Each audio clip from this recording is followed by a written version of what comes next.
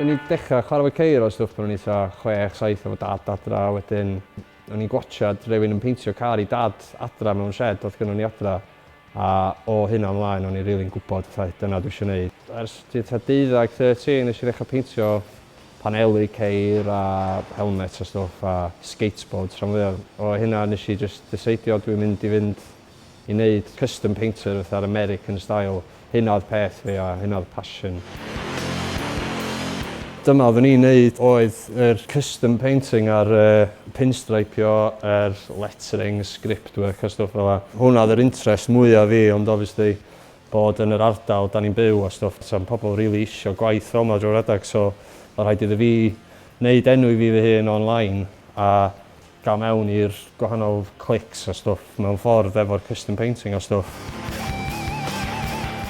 Dwi'n rili cefnogi handcrafts. Mae'n rhywbeth sydd yn marw yn y byd yma da ni'n byw yn ŵan. Mae bob dim yn press print yn go. Does am byd yn cael ei wneud efo llaw ddim mwy. Y ffaith bod rhywun di actually sefyll yna efo brwsh yn peintio hwnna by hand. A ni di byth giro hynna. Nes I fynd I coleg a wneud graphic design.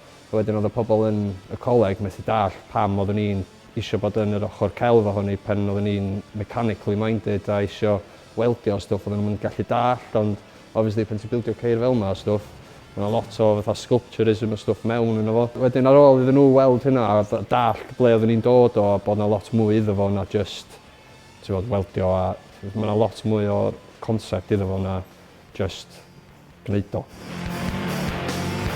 Golf GTI ydi o, so 2 litre 16 valve. Da ni di cael gwarad o bob dim sydd usually yn cael ei weld mewn engine bay fatha screen wash bottles, batteries. So mae battery ar screen wash o bob dim a'r compressor rwan. Mae'n gyd yn cael ei cuddiad yn y llawr pan ti'n sbïo mewn yn y boot ar ôl iddo orffan fydd o'n byd ar weld. Blwyddyn nesaf fydd o'n mynd I Austria, fydd o'n mynd I Germany, fydd o'n mynd I Holland, fydd o'n mynd I Ffrainc.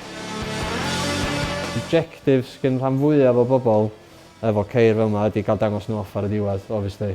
So dyna be mae'r sioea yma I gyd amdan, really. Dyna sydd dwi wedi gwneud enw fi mewn ffordd ydy'r ffordd dwi'n bildio ceir a ffordd dwi'n bildio a peintio pethau fy hun.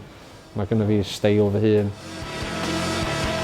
Yn enwedig efo modified cars a'r custom cars, mae yna stigma reit drwg o boy races a vandals, maen nhw gyd yn gwneud sŵa mawr a hyn I gyd, ond dydy o'n fel yna. Dyna I gyd I bod yn fyna. Don't get me wrong, pan o'n i'n ifanc, oedden ni'n gwneud pethau gwirion efo ceir a o'n i'n meddwl bod cherry bomb exhaust a stwff yn awesome a bod nhw'n gwneud car 1.2 fi swnio'n amazing, ond dwi ddim yn interested yn pethau fel yna ddim mwy. Mae pobl yn tyfu fyny a mae'r ideas a pethau ti eisiau gwneud efo ceir yn newid o fod jyst eisiau gwneud sŵn.